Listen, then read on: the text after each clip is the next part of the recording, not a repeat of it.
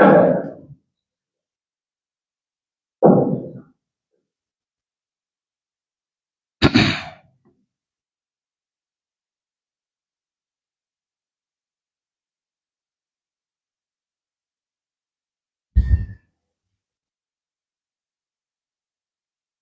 الحمد لله نحمده ونستعينه ونستغفره ونعوذ بالله من شرور أنفسنا ومن سيئات أعمالنا من يهده الله فلا مضل له ومن يضلل فلا هادي له وأشهد أن لا إله إلا الله وحده لا شريك له وأشهد أن محمدا عبده ورسوله يا أيها الذين آمنوا اتقوا الله حق تقاته ولا تموتن إلا وأنتم مسلمون يا أيها الناس اتقوا ربكم الذي خلقكم من نفس واحدة وخلق منها زوجها وبث منهما رجالا كثيرا ونساء واتقوا الله الذي تساءلون به والأرحام إن الله كان عليكم رقيبا يا أيها الذين آمنوا اتقوا الله وقولوا قولا سديدا يصلح لكم أعمالكم ويغفر لكم ذنوبكم ومن يطع الله ورسوله فقد فاز فوزا عظيما أما بعد فإن أصدق الحديث كتاب الله وخير الهدي هدي محمد صلى الله عليه وسلم وشر الأمور محدثاتها وكل محدثة بدعة وكل بدعة ضلالة وكل ضلالة في النار. வார்த்தைகளில் சிறந்தது வல்லவன் ரஹ்மானின் வார்த்தை என்றும் நடைமுறைகளில் சிறந்தது நபிகளார் ஸல்லல்லாஹு அலைஹி வஸல்லம் அவர்களுடைய வாழ்க்கை வழிமுறை என்றும் அவர்களுடைய வாழ்க்கை வழிமுறைகளுக்கு பின்னால் மார்க்கத்தில் புதிதாக புகுத்தப்பட்டவைகள் கர்மங்களிலே மிக மோசமானவைகள் பித்அத்துகள், எல்லா பித்அத்துகளும் வழிகேடுகள், எல்லா வழிகேடுகளும் மனிதனை நரகத்துக்கு இட்டுச் செல்லும் என்று சொன்னவனாக இச்சொற்பொழிவை ஆரம்பம் செய்கின்றேன். அன்பார்ந்த இஸ்லாமிய சகோதரர்களே, அல்லாஹுவின் நல்லடியார்களே, வல்லவன் ரஹ்மானின் பேரருளால் அவனுடைய மார்க்கத்தை படிப்பதற்காக வேண்டி குர்ஆன் ஹதீஸிலிருந்து ஒரு சில விடயங்களை கேட்டறிவதற்காக வேண்டி நாமெல்லாம் இந்த இடத்திலே ஒன்று கூடியிருக்கின்றோம். நபிகளார் ஸல்லல்லாஹு அலைஹி வஸல்லம் அவர்கள் சொன்னார்கள், மய்யுரிதில்லாஹு பிஹி கைரன் யுஃபக்கிஹு ஃபித்தீன். அல்லாஹ் யாருக்கு நலவை நாடுகின்றானோ அவனுக்கு மார்க்கத்திலே விளக்கத்தை கொடுப்பதாக சொன்னார்கள். எனவே ஒரு மனிதனோடு அல்லாஹ் இரக்கப்பட்டு விட்டால், ஒரு மனிதனுக்கு அல்லாஹ் அருள் புரிய ஆரம்பித்து விட்டால், அந்த மனிதனுக்கு அல்லாஹ் செய்கின்ற மிகப்பெரிய பாக்கியம் அவனுடைய மார்க்கத்திலே குர்ஆன் ஹதீஸிலே விளக்கத்தையும் தெளிவையும் கொடுப்பதுதான். அந்த அடிப்படையில் இன்றைய இந்த நிகழ்ச்சியினூடாக நாங்கள் ஒரு குர்ஆன் வசனத்தை படிக்கிறோம் அல்லது ஒரு நபிமொழியை படிக்கிறோம் கேட்கிறோம் என்று சொன்னால் அல்லாஹ் எங்களோடு இரக்கப்பட்டிருக்கின்றான், அவனுடைய கருணை பார்வையை பார்த்திருக்கிறான் என்பதை மறந்து விடாமல் உள்ளத்திலே ஆழமாக நிறுத்தி கொண்டு இந்த சந்தர்ப்பத்தை தந்த அல்லாஹுவுக்கு நன்றி செலுத்தும் முகமாக இந்த இடத்தில் என்ன சொல்லப்படுகிறது என்பதை காது தாழ்த்தி கேட்டு, சொல்லப்படக்கூடிய செய்திகள் குர்ஆனுக்கும் ஹதீஸுக்கும் நேர்பட்டு வரக்கூடிய நிலையில் முடியுமான அளவு எங்களுடைய வாழ்க்கையிலே நாங்கள் அமுல்படுத்தி, நாங்கள் எவற்றையெல்லாம் வாழ்க்கையிலே அமுல்படுத்துகின்றோமோ அவைகளை அடுத்த சகோதர சகோதரிகளுக்கு எடுத்து சொல்லிக் கொடுப்பதன் மூலம் அல்லாஹ்வுக்கு நன்றி செலுத்துகின்ற நல்ல மனிதர்களாக வாழ்ந்து நல்லவர்களாக மரணிக்க முயற்சி செய்ய வேண்டும்.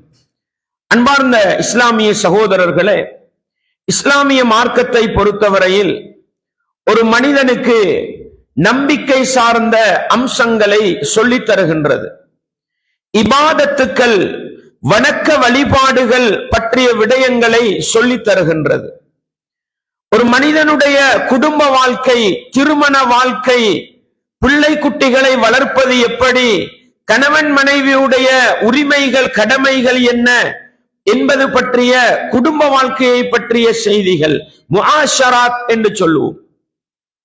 ஒரு மனிதனுடைய பொருளாதாரம், கொடுக்கல் வாங்கல், வியாபாரம், இது போன்ற விடயங்கள், முஆமலாத் பற்றிய விடயங்கள் எப்படி அமைய வேண்டும், ஒரு மனிதனுடைய பண்பாடு, நடத்தை, குணாதிசயங்கள் எப்படி இருக்க வேண்டும் என்பது பற்றிய பல விடயங்களையும், இந்த உலகத்தில் ஒரு மனிதன் நல்லவனாக வாழ்ந்து உண்மை முஸ்லிம் என்ற பட்டியலில் இடம் பிடித்து மறுமை நாளையில் சுவர்க்கம் நுழைகின்ற சுவனவாசி என்ற இடத்தை பிடிப்பதற்கு எதுவெல்லாம் தேவைப்படுகின்றனவோ அவைகளை பகுதி பகுதியாக விரிவுபடுத்தி சொல்லி தந்திருப்பதை பார்க்கலாம்.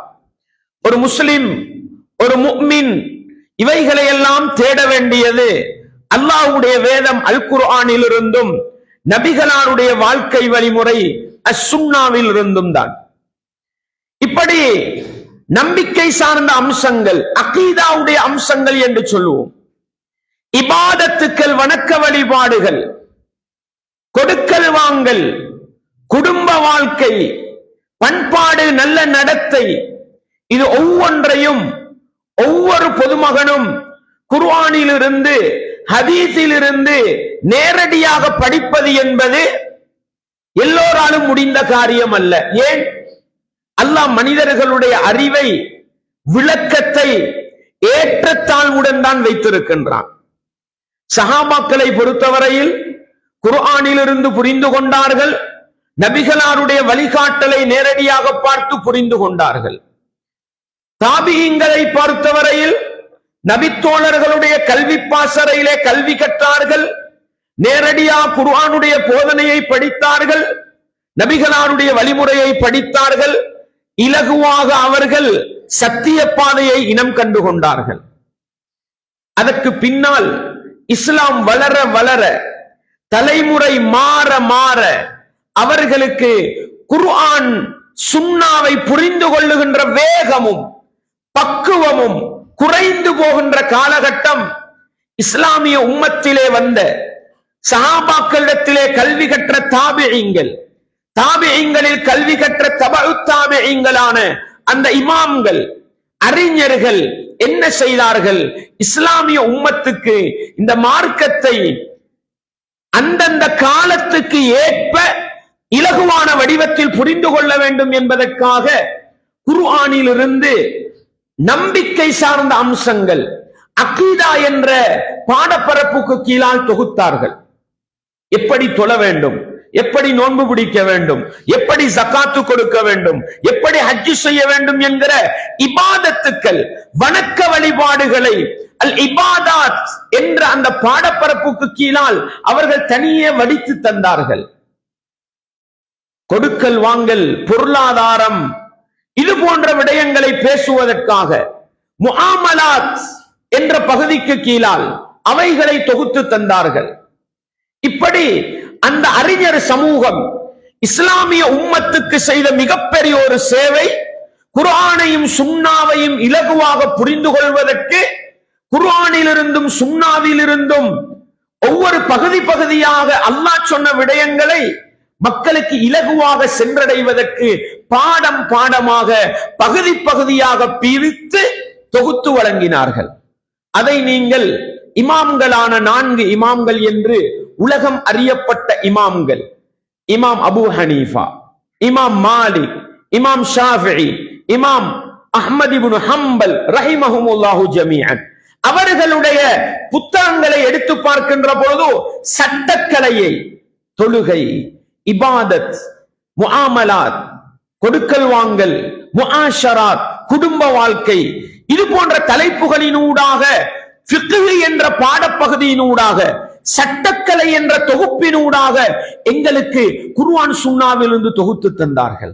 அதே போன்று அகீதாவுடைய துறையிலே நிறைய அறிஞர்கள் தொகுத்து தந்தார்கள். முஹத்திஸீன்கள் ரசூலுல்லாஹ்வுடைய ஹதீஸுகளை தொகுக்கின்ற நேரம் என்ன செய்தார்கள்? அதனை அகீதாவுடைய பகுதி என்று அல்லது தௌஹீதுடைய பகுதி என்று, புகாரி இமாம் போன்றவர்கள் தௌஹீத் என்று, அல் இஅ்திஸாம் என்று ஒரு தனிப்பகுதி வைத்து அகீதாவை, ஒரு மனிதனுடைய நம்பிக்கை சார்ந்த அம்சங்கள் எப்படி இருக்க வேண்டும் என்பதை தொகுத்து தந்தார்கள். புகாரியை புரட்டினால் பகுதி பகுதியாக உங்களுக்கு பார்க்கலாம். முஸ்லிமை புரட்டினால் அவர்கள் தலைப்பு ரீதியாக பிரிக்காவிட்டாலும் பின்னால் வந்த அறிஞர்களால் அது தலைப்பு ரீதியாக தொகுக்கப்பட்ட வடிவத்தில் தந்திருப்பதை பார்க்கலாம். அபூதாவுது, திர்மிதி, நசாயி எல்லா ஹதீஸ் கிதாபுகளையும் பார்த்தாலும் மனிதர்கள் இலகுவாக குர்ஆனையும் சுன்னாவையும் புரிந்து கொள்ளுகின்ற அளவுக்கு பாடப்பரப்புகளை பிரித்து எங்களுக்கு தந்தார்கள். அதிலே நாங்கள் விளங்க வேண்டிய ஒரு பகுதி, முஸ்லிம் சமூகம் படிப்பதில் பொடுபோக்கு செய்த ஒரு பகுதிதான் நம்பிக்கை சார்ந்த அம்சங்கள் என்ற அந்த பகுதி. அன்பாண்டவர்களே, நம்பிக்கை சார்ந்த அம்சம் நாங்க சொல்றதாக இருந்தா ஈமானுடைய 6 அடிப்படைகள் சொல்லுவோம். இந்த 6 அடிப்படைகளும் செயல் ரீதியானதல்ல, உள்ளம் சார்ந்தது. அல்லாஹுவை எப்படி நம்ப வேண்டும், மலக்குமார்களை எப்படி நம்ப வேண்டும், வேதங்களை எப்படி நம்ப வேண்டும், நபிமார்களை எப்படி நம்ப வேண்டும், மறுமையை எப்படி நம்ப வேண்டும், நன்மை தீமை அனைத்தும் அல்லாஹ்வுடைய நாட்டப்படி நடக்கும் என்ற கமா கதிர் எப்படி நம்ப வேண்டும். இதெல்லாம் நம்பிக்கை சார்ந்தது, உள்ளத்தோடு சார்ந்தது. நபித்தோழர்களை எப்படி நம்ப வேண்டும், தாபிஈங்கள் தபஉ தாபிஈங்களை எப்படி நம்ப வேண்டும், இஸ்லாத்துடைய அடிப்படை அம்சங்களை எப்படி நம்ப வேண்டும் என்கிற நம்பிக்கை சார்ந்த விடயங்களை குர்ஆனும் ஹதீஸும் ஈமான் என்ற வார்த்தையினூடாக அடையாளப்படுத்தியது. ஈமான் என்பது 6 அடிப்படைகளை கொண்டதனாலும் 70 லட்சம் கிளைகளை கொண்டதனாலும் இன்னும் பல அடிப்படைகளை கொண்டதனாலும் ஈமான் என்ற ஒரு வார்த்தையினூடாக நம்பிக்கை சார்ந்த மொத்த அம்சங்களை பேச முடியாது என்பதனால் அகீதா என்ற ஒரு பாடப்பரப்புக்கான தலைப்பை போட்டு அதிலே இஸ்லாமிய அறிஞர்கள் நம்பிக்கை சார்ந்த அம்சங்களை பேசினார்கள். இது இன்றைக்கு நேற்று உருவாக்கப்பட்டதல்ல. சிறந்த நூற்றாண்டு என்று, சிறந்த காலத்தின் சமுதாயம் என்று அல்லாஹ்வுடைய தூதரால் போற்றப்பட்ட தாபிஈங்கள் தபஉ தாபிஈங்களுடைய காலத்திலிருந்து நம்பிக்கை சார்ந்த அம்சங்களை அகீதாவுடைய பாடப்பரப்பிலே படித்துக் கொடுக்கின்ற ஒரு வழிமுறை இருந்து வருகிறது. முஸ்லிம் சமூகத்தை பொறுத்தவரையில் அகீதா என்றால் என்னவென்று தெரியாது. அகீதாவை படிக்கின்ற சமூகமாக பெரும்பாலும் இல்லை. பாடசாலையாக இருக்கலாம், அரபு மதரசாக்களை எடுத்தால் கூட அகீதாவுடைய பகுதியை விரிவாக படிக்கின்ற ஒரு நிலையை சாதாரணமாக பார்க்க முடியாது.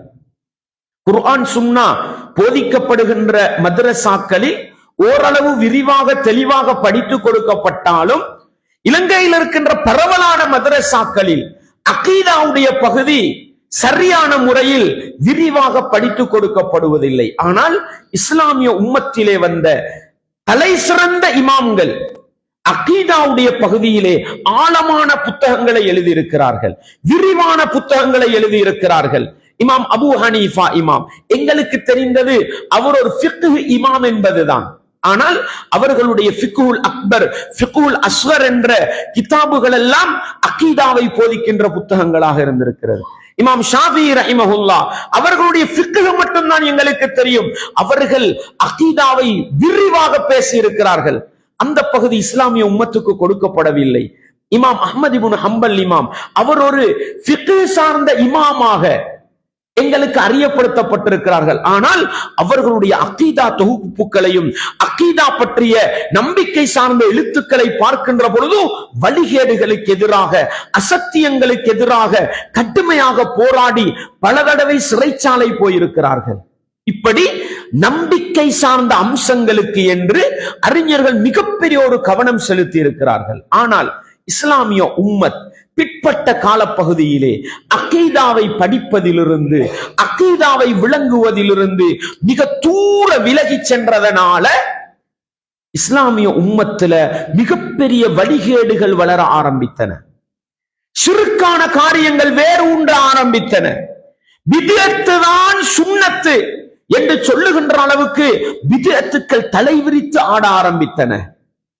அதனால இன்றைக்கு நானும் நீங்களும் அகீதாவை பற்றி ஒரு தெளிவில்லை என்றால், நம்பிக்கை சார்ந்த அம்சங்களில் ஒரு தெளிவில்லை என்றால், அதை படிக்கவில்லை என்றால் எங்களுக்கு என்ன ஆபத்து நேரும்? ஒரு முஸ்லிமுடைய வாழ்க்கையில், ஒரு முஃமினுடைய வாழ்க்கையில் நம்பிக்கை சார்ந்த அம்சங்களை படிப்பதனால் என்ன நன்மை நடக்க போகிறது என்பதை பற்றிய ஒரு விளக்கத்தை சொல்வதுதான் இந்த தலைப்புடைய நோக்கம் என்பதை நானும் நீங்களும் மறந்து விடாமல் உள்ளத்திலே நிறுத்திக் கொண்டு, அகீதாவை படிப்பது யாருடைய வாழ்க்கையில் அல்ல, எங்கள் ஒவ்வொருவருடைய வாழ்க்கையிலும் எவ்வளவு அவசியமானது என்பதை புரிந்து அகீதாவுடைய பகுதியில் கவனம் செலுத்துவதற்காக இந்த தலைப்பு தேர்வு செய்யப்பட்டிருக்கிறது என்பதை மறந்து விடக்கூடாது. அன்பாண்டவர்களே, நம்பிக்கை சார்ந்த அம்சங்களை படிப்பது, அது அல்லாஹுவை பற்றி படிப்பதாக இருக்கலாம், மலக்குமார்களை பற்றி படிப்பதாக இருக்கலாம், ஈமானுடைய 6 அடிப்படைகளாக இருக்கலாம், அல்லது சஹாபாக்களை பற்றி படிப்பதாக இருக்கலாம். சஹாபாக்களோட வரலாறு வேற, சஹாபாக்களை எப்படி நம்ப வேண்டும் என்று படிப்பது அகீதாவோடு சேர்ந்தது. இந்த பகுதிகளை நாங்க படிக்கிறது முதன்மை காரணம் என்னவென்றால், அல்லாஹ்வுடைய தூதர் அதனை கற்றுக் கொடுப்பதில் கவனம் செலுத்தினார்கள். நாங்க அல்லாஹ்வுடைய தூதரை நேசிக்கிறவங்களா இல்லையா? நேசிக்கிறவங்க. அல்லாஹ்வுடைய தூதரை பின்பற்றவங்களா இல்லையா? பின்பற்றவங்க. எனவே அந்த அல்லாஹ்வுடைய தூதர் எதற்கு முதன்மை கவனம் செலுத்தினார்களோ அதற்கு நானும் நீங்களும் முதன்மை கவனம் செலுத்த வேண்டும். அந்த அடிப்படையில பாருங்க, அல்லாஹ் அல் குர்ஆனிலே சூரத்து நஹ்லுடைய 36வது வசனத்தில் என்ன சொல்கிறான்? வலகத் பஅஸ்னா ஃபீ குல்லி உம்மத்தின் ரசூலன்.